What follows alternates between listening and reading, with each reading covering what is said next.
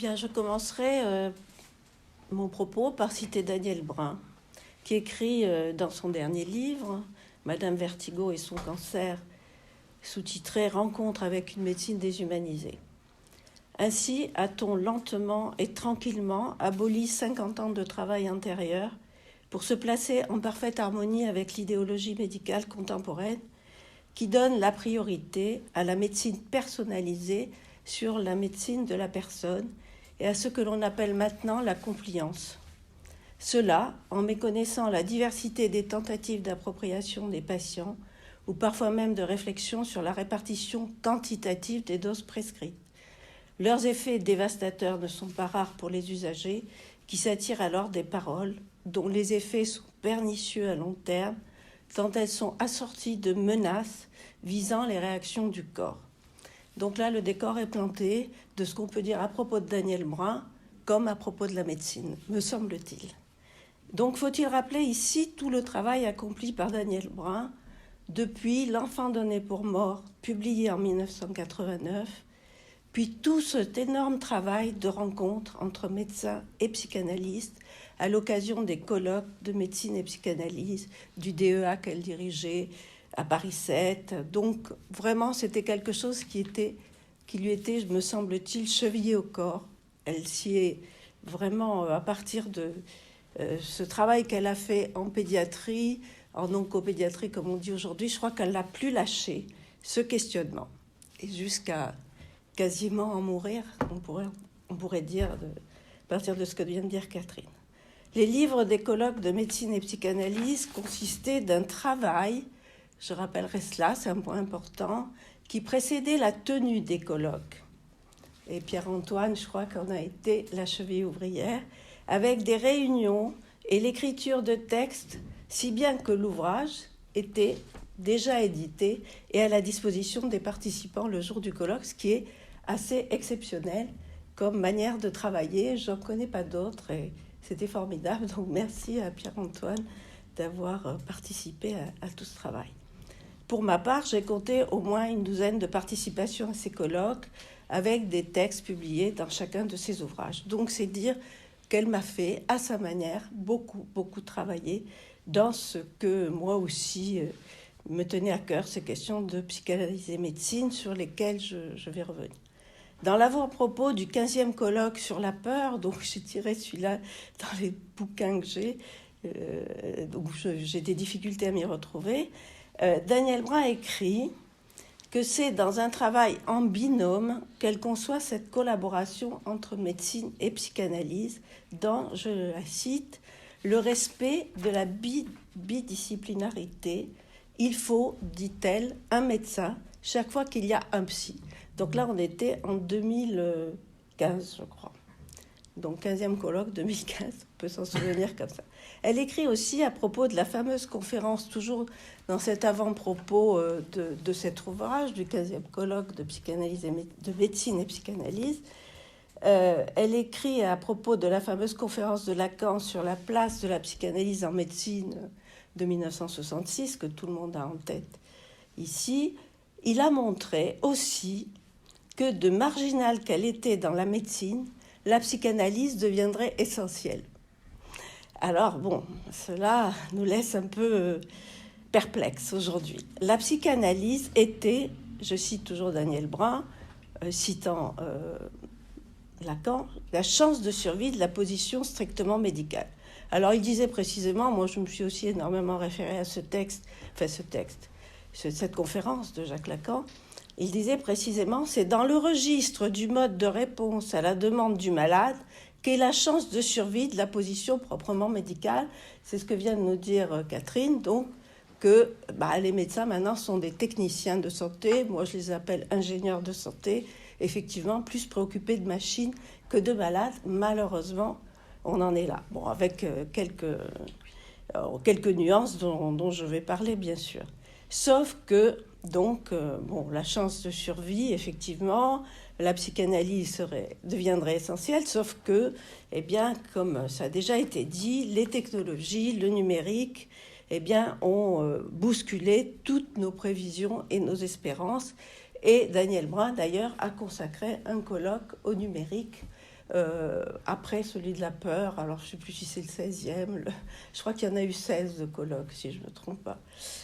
Alors, dans le même temps, je dois préciser cela quand même, pour contextualiser mon propos, dans le même temps, c'était pour ma part de manière bien plus modeste que je me suis attachée à ces questions de psychanalyse et médecine à partir du dispositif que j'ai appelé l'instant de dire, terrain d'expérience essentiel de mon travail de recherche, c'est-à-dire que je l'ai conçu vraiment à la base, au départ, comme un travail de recherche, puisque j'ai fait avec ça mon DEA, ma thèse de doctorat et mon habilitation à diriger des recherches. Et je dirais quand même que c'était plus dans la perspective, tout de même, donc Danielle Brun, je dis, elle concevait le travail de médecine et psychanalyse comme un binôme, avec deux jambes, le médecin, le psychanalyste. Elle ne parlait pas beaucoup des soignants, c'est venu après, infirmière, etc. Bon, peut-être que ça mériterait d'être discuté, mais bon, on ne pourra pas le faire là, bien sûr, mais plus tard, parce que son travail est là, quel que soit ce que j'appelle, moi, échec, que nous constatons tous du point de vue des progrès de la médecine vers ce vers quoi elle nous entraîne. Moi, je parle de constat d'échec, parce que finalement, on n'arrive pas là où on voudrait arriver. Donc, je ne dis pas que Daniel a échoué, loin de là. Son travail, ses écrits restent et on les travaillera. Ce sont des traces qui perdureront. Donc, je la mettrai son travail en perspective avec celui de Baline, qui, lui, considérait en 1970, franchement, qu'il avait échoué dans son dernier livre. 6 minutes par patient, il s'appelle, ce livre, avec Enid Baline, sa deuxième femme, et il considère qu'il a échoué. Donc, je dirais précisément, il l'assumait. Mais Baline, en tant que personne, en tant que psychanalyste, etc., il n'a pas du tout échoué. Aujourd'hui, il y a des groupes Baline dans le monde entier. Et on se réfère à ses travaux. Donc, je pense qu'il faut mettre ça en perspective.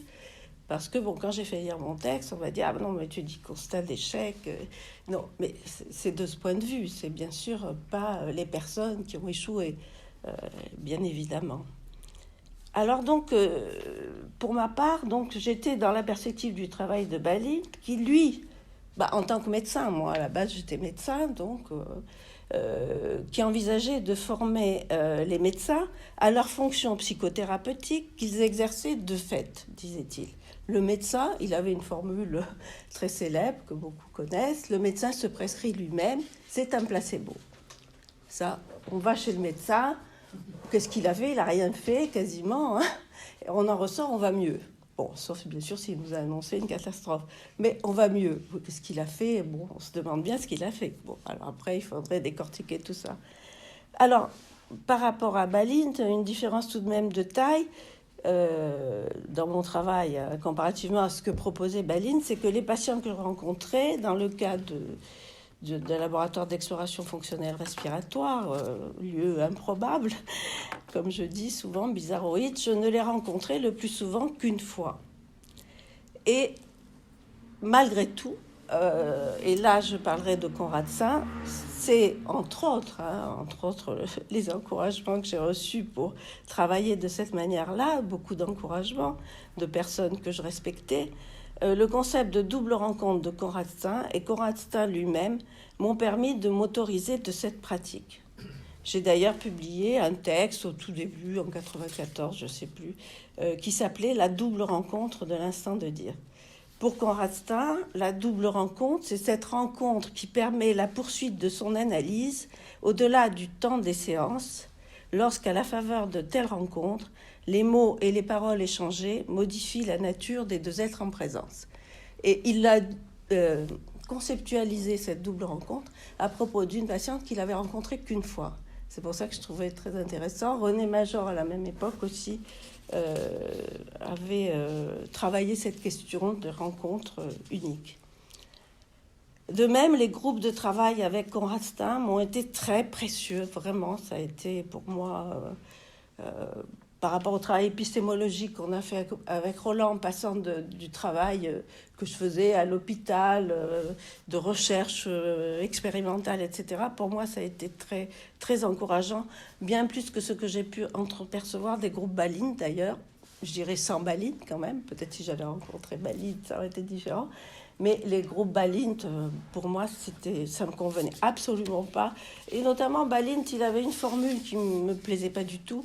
Il disait, bon, j'aime beaucoup lire ses travaux, tout ça sont très intéressants, mais il disait, par exemple, pour le patient, ce que le médecin avait à faire vis-à-vis de son patient, c'était fouiller de la cave au grenier. Alors ça me convenait absolument pas, puisque moi, c'était quand même l'association libre que je mettais en exercice, en pratique, sans rien dire au patient, bien sûr, qu'est-ce qui vous amène, et pas plus, et le laisser parler librement. Bon, alors tout cela, je le laisse de côté, bien sûr, ça me concerne personnellement. Donc, constatons finalement que Daniel Brun, comme Balint et bien d'autres, sont arrivés, donc j'ai bien précisé ce que j'entends par là, à un constat d'échec concernant ce travail de psychanalyse en médecine, comme on souhaitait faire changer la relation médecin-malade. C'était ça l'idée quand même, de travailler, et pour ça que les autres soignants pouvaient être concernés au premier chef, les infirmières, les aides-soignantes, etc. Alors, je ne parle pas, bien sûr, aussi des psychologues dans les services de médecine. Il y en a ici.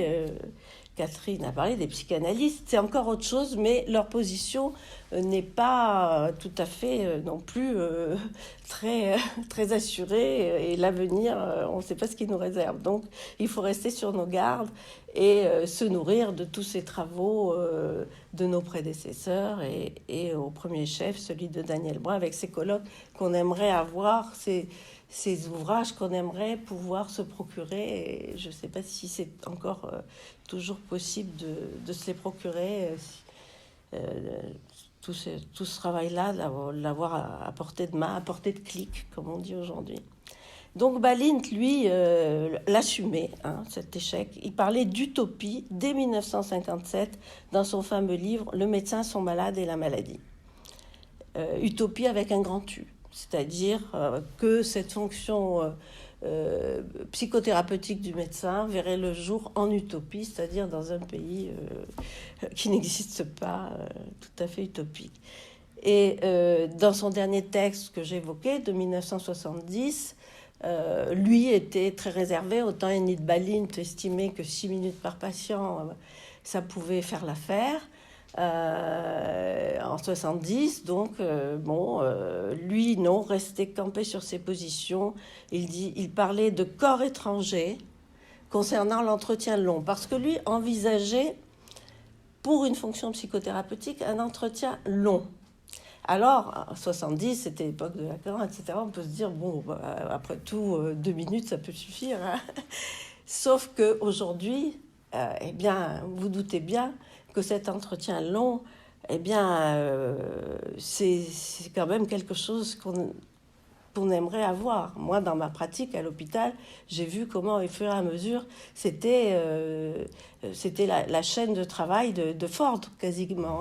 On avait les patients comme ça, les uns après les autres. Les médecins, mes collègues, compte tenu de l'activité du cadre dans lequel je travaillais, pouvaient ne pas voir les patients, j'allais dire les médecins, pouvaient ne pas voir les patients. Et bon, j'étais la seule à tenir un peu la place et à vouloir absolument, quitte à ne pas faire d'autres examens qui ne m'intéressaient pas du tout, et pouvoir avoir du temps, on va dire, pas forcément les 30 minutes, 45 minutes que préconisait Balint, ça, bon, le temps... c'est difficile à compter, à évaluer, mais avoir du temps. Et c'est effectivement ce dont on manque beaucoup à l'hôpital pour les diverses raisons qu'on connaît. Manque de moyens. On a beaucoup de moyens pour les machines, pour acheter de belles machines, IRM, robots chirurgicaux, etc. Mais on n'a pas de moyens pour, bien sûr, avoir du personnel, etc. Et en plus, maintenant... il démissionne aussi, donc c'est vraiment la catastrophe. Alors, nous savons aujourd'hui l'importance de cette question du temps.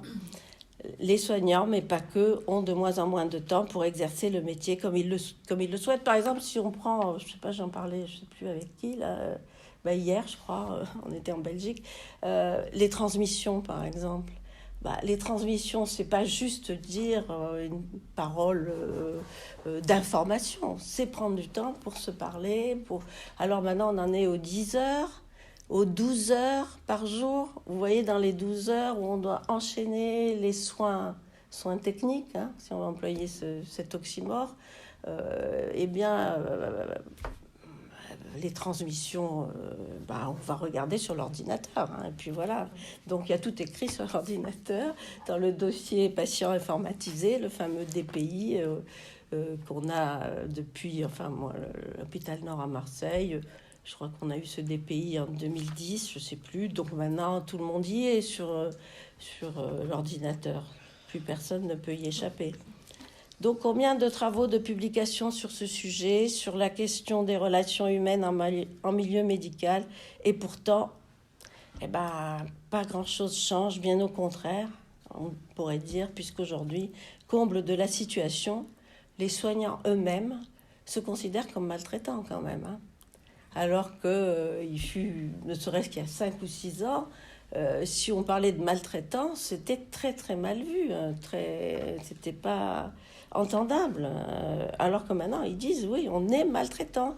Quand on doit faire une toilette pour une personne âgée en EHPAD en 3 minutes, on est maltraitant, forcément, parce que pour les personnes âgées, en EHPAD, le temps de la toilette, c'est un temps très important où il y a un soin, on touche les patients, on les regarde. Hein, et en soins palliatifs aussi, il y a toute cette culture, une toilette doit durer 30 minutes, voilà. Alors ces expériences, ces écrits existent et quoi qu'il en soit de ce que je considère comme un échec, notre échec à nous tous, existe et ne saurait être effacé. Son premier colloque de 1993 était consacré à la pédiatrie et la psychanalyse, colloque de Daniel Brun. Ce que nous rappelle et irrigue tout le texte de Daniel Brun, c'est que la fonction psychothérapeutique du médecin, des soignants en général aussi, ne va pas sans la fonction nocebo, le je nuirait, autrement dit, pour le dire simplement, une fonction nuisible des soignants, appelons un chat, hein, donc je parlais de maltraitance. Alors bien sûr, ces paroles nuisibles n'ont pas d'effet direct sur le corps, sur la pathologie organique. Hein. Bon, on a quand même, avec Roland Gori, beaucoup travaillé cette question de la psychosomatique, de la causalité psychique somatique. Bon, donc il faut quand même se tenir un peu à distance de ce genre de conception. Mais ces paroles peuvent apporter bien des tourments aux patients, culpabilité, impuissance, condamnation à moyen ou court terme, réactivation bien sûr de complexes psychiques plus profonds. Je renvoie à son ouvrage, L'enfant donné pour mort, bien sûr, où c'est de cela dont il est question. Donc Daniel Brun, dans son livre testamentaire, en quelque sorte, c'est de cela dont elle nous parle. Et c'est sa voix intérieure, Madame Vertigo, comme on nommerait une héroïne de BD ou de livre d'enfant. Moi, je vois bien un livre d'enfant, Madame Vertigo, et ceci et cela. Donc on reconnaît là un peu Daniel, enfin moi en tous les cas je la reconnais dans cette manière d'avoir choisi ce nom, ce patronyme pour parler de cette voix antérieure dédoublée d'elle-même, aide à l'intérieur d'elle-même. Donc elle va chercher en elle-même cette aide qu'elle ne trouve pas auprès des soignants. Pour obtenir l'adhésion du patient au traitement, les soignants font couramment usage de la menace. Alors, sur le tabac, on connaissait ça. Hein. Qu'est-ce que le médecin est à l'aise pour... Après, il y a des médecins qui fument. Hein. Alors, je me souviens d'un chef de service de pneumologie que j'aimais beaucoup, qui était vraiment adorable et qui est mort d'ailleurs brutalement, un peu plus de 50 ans d'un cancer du pancréas de manière foudroyante. Et il faisait très froid dans son bureau en hiver parce qu'il gardait la fenêtre ouverte, parce qu'il fumait. Voilà, donc bon. Alors lui, je ne sais pas ce qu'il disait aux patients, il était pneumologue en plus. Je n'assistais pas à ses consultations à lui, mais on était collègues à cette époque-là. Dans Knock, ou Le triomphe de la médecine de Jules Romain, pièce de théâtre créée le 14 décembre 1923, le docteur Knock pointe la sécurité trompeuse dont le médecin va sortir le patient. Il use de l'infantilisation du patient. Si tu n'es pas sage, si tu ne fais pas bien ce qu'on te dit de faire, il va t'arriver ceci ou cela. Si tu ne prends pas, donc, à Daniel, donc, lui a été dit, si tu ne prends pas les 2 Eliquis par jour, donc le traitement anticoagulant qu'elle avait et qui lui provoquait des bleus, enfin toutes sortes de choses désagréables, et donc elle avait d'elle-même, je pense, décidé de réduire à 1 comprimé, eh bien, un soignant, je ne sais plus si c'est une infirmière, ou, lui dit, ou un médecin, voilà, bon, enfin, pour moi, c'est pareil, quoi. Si tu n'es pas sage, si tu ne fais pas bien ce qu'on te dit, il va t'arriver quoi? Eh bien, tu risques de perdre la moitié de ton cerveau. Bon. Alors, pour un autre qui ne mettrait pas ses gouttes dans les yeux, on va lui dire, bah, tu vas devenir aveugle si tu ne mets pas tes gouttes. Enfin, vous allez devenir aveugle. Voilà, c'était en l'occurrence Roland. Alors, avec le vaccin du Covid, on a atteint un sommet en termes de population qu'on a menacée. Des millions de personnes ont été concernées par ces menaces. Donc, risque de perdre son travail pour les soignants. Vous ne vous faites pas vacciner. On ne sait pas, bon, ce vaccin, on dit toutes sortes de choses sur le vaccin ARN messager. Mais si vous ne vous faites pas vacciner, ben vous n'allez plus pouvoir travailler. Et c'est ce qui s'est passé. Donc, des gens se sont retrouvés sans travail parce qu'ils ne voulaient pas avoir ce vaccin qu'on ne connaissait pas, ben c'est la vérité, hein, qu'on ne connaissait pas bien. Risque de perdre son travail, risque de ne plus pouvoir sortir de chez soi, de ne plus aller au restaurant, de ne plus aller dans les cafés, et risque, bien sûr, de se retrouver en réanimation et d'en mourir. Donc là, vraiment, avec le vaccin anti-Covid, alors moi, j'ai été vaccinée 5 fois, hein, je vous rassure. Je ne suis pas du tout plus le vaccin de la grippe. Donc, ce n'est pas une position personnelle, là. Mais la manière dont on a procédé est quand même est à interroger. Donc on a écrit avec Roland La santé totalitaire en 2005 déjà. C'est pas, je crois, pour rien, même si ce titre nous paraissait peut-être un peu excessif à l'époque, mais in fine, peut-être qu'il était tout à fait justifié. Daniel Brun écrit « La question du poids et de la nature des paroles prononcées reste donc entière. » Et elle parle aussi de la néonate. « Une fois le patient guéri, à propos des enfants atteints de cancer, les parents entendent le médecin dire, elle le rappelle dans ce livre, comme elle l'avait travaillé dans les années 80, traitez-le ou traitez-la comme un enfant normal. » Donc, cela signifie que mon enfant n'est pas normal. Question que peut susciter cette simple information qui se veut plutôt bienfaisante, plutôt gentille. Traitez-le comme un enfant normal. Sauf que voilà. Alors, le mot déshumanisation revient très souvent et c'est le sous-titre que Daniel Brun a choisi. Rencontre avec une médecine déshumanisée. Si du temps de Knock, c'était de la manipulation et de la malhonnêteté, hein, clairement. Bon, enfin, c'est Jules Romain, hein, c'est du théâtre, c'est de la fiction. Donc, on peut y aller à fond, là. On n'a pas besoin de... C'est pas de la médisance. Donc, du temps de Knock, c'était manipulation, malhonnêteté qu'il nourrissait sa pratique, le docteur Knock. Aujourd'hui, c'est beaucoup plus grave, puisque c'est tout le système technicien, dirait Jacques Ellul. C'est la financiarisation du monde avec une recherche de rentabilité auquel nous sommes confrontés à une déshumanisation généralisée. Tous les dispositifs créés dans des organisations diverses et sophistiquées par la plus-value du numérique pour rendre plus efficaces les pratiques ne peuvent qu'être voués à l'échec si elles ne mettent pas l'humain, échec tel que je l'ai repéré, expliqué, s'ils ne mettent pas l'humain au centre des prises en charge des souffrances des patients et de leurs familles. On ne demande pas un supplément d'âme. Ce n'est pas un supplément d'âme qu'on demande, c'est de mettre l'humain au centre des prises en charge des souffrances. Et c'est très difficile à faire entendre ça, très difficile. Aussi bizarre que ça peut paraître, parce que ça peut paraître de pur bon sens. Mais avec tout ce système technicien, toute cette financiarisation du monde, toute cette industrie pharmaceutique aussi, sans être dans le complotisme, eh bien c'est clair qu'on a de grandes difficultés à faire entendre qu'il faut mettre l'humain au cœur des prises en charge. Cette médicalisation de l'existence, donc c'était le sous-titre de notre ouvrage La santé totalitaire, par les normes que ces dispositifs imposent et la volonté de soumettre les individus dans un cadre médical objectivant et gestionnaire, eh bien, cette médicalisation de l'existence nous rappelle la dénonciation radicale d'Ivan Illich il y a près de 50 ans, notamment dans Némésis médicale.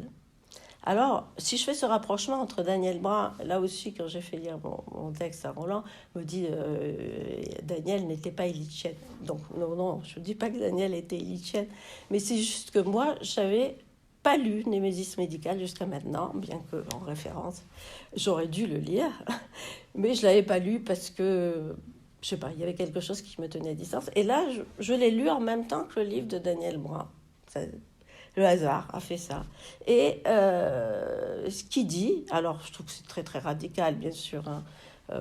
Je ne suis pas illichienne, même après avoir lu son livre, mais quand même, par certains propos, il rejoint ce que dit Daniel dans ce livre et ça me paraît intéressant de le noter.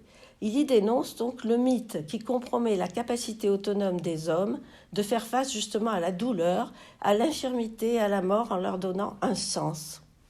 Ça, c'est la 4e de couverture, peut-être que d'accord. Et il va jusqu'à considérer, alors là, c'est là où il est très radical, mais il était comme ça, c'est la médecine actuelle qui rend la société plus malsaine. Il disait ça, textuellement. Alors donc, voilà, c'est dans cette pensée illichienne que je l'ai lu aussi, l'ouvrage de Daniel. Comme je l'ai déjà dit, après avoir pendant près de 30 ans intéressé les soignants, médecins en premier, à l'écoute des patients et de leurs familles, Daniel Brun ne peut que constater dans son propre cas en tant que patiente la déshumanisation inexorable de la médecine.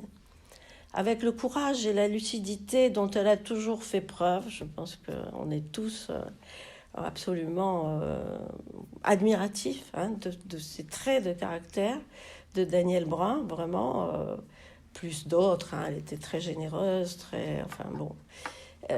Daniel Brun, il relate donc sa propre prise en charge et son vécu d'une maladie sans autre symptôme qu'une élévation des globules blancs pendant plusieurs années. Période suivie de plusieurs années de traitement pour ne pas risquer d'en mourir avec, c'est tel qu'il dit, un prix à payer, celui d'effets secondaires à la limite du supportable. Et pour que Daniel dise ça, je pense qu'il faut la croire, parce que c'était pas quelqu'un de douillet, elle était dure, je pense, au mal, comme on dit, vulgairement. Cette limite a été d'autant plus difficile pour Daniel Brun que les médecins et infirmières ne voulaient rien en savoir. Seuls comptaient les protocoles et l'obéissance du patient aux recommandations et prescriptions des médecins. Elle est entrée, ainsi dit-elle, dans l'univers déshumanisé du soin, oxymore en quelque sorte. Illich écrivait donc en 1975 « Le patient est réduit au rôle d'objet que l'on répare, même s'il n'a aucune chance de sortir de l'atelier. » C'est quand même pas mal.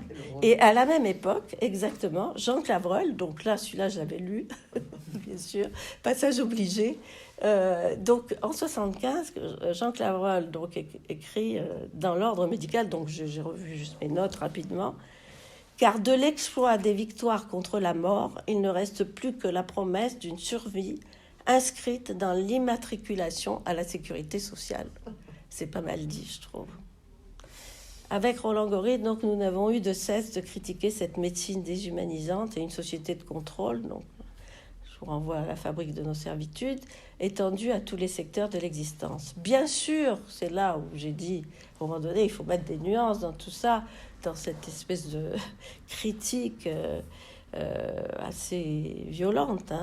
Bien sûr, des médecins ont pu s'ouvrir et s'ouvrent toujours à la dimension relationnelle du soin.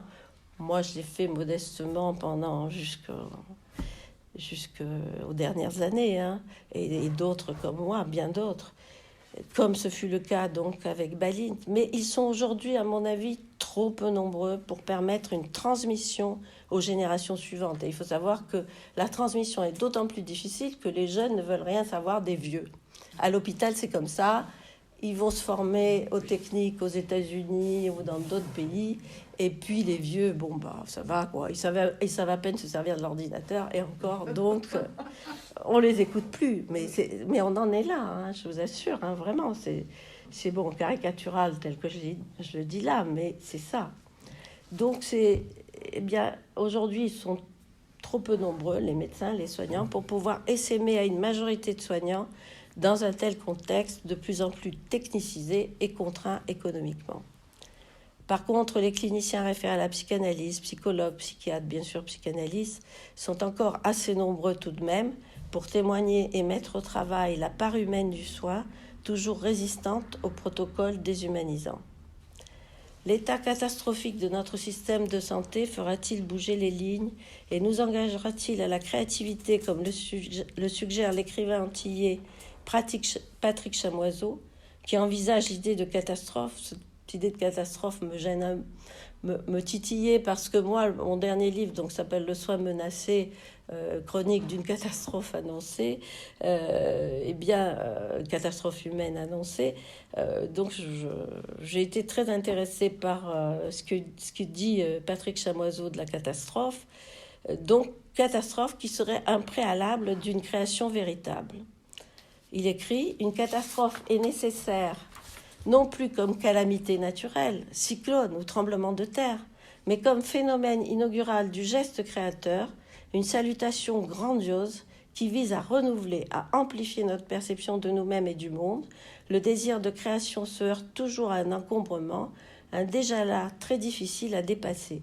C'est à ce difficile que l'œuvre à naître est assignée. » Et pour finir, je remercie Danielle Brun, bien sûr, de m'avoir fait travailler et de ce dernier livre qu'elle nous donne pour nous encourager à poursuivre le travail. Voilà, je vous remercie.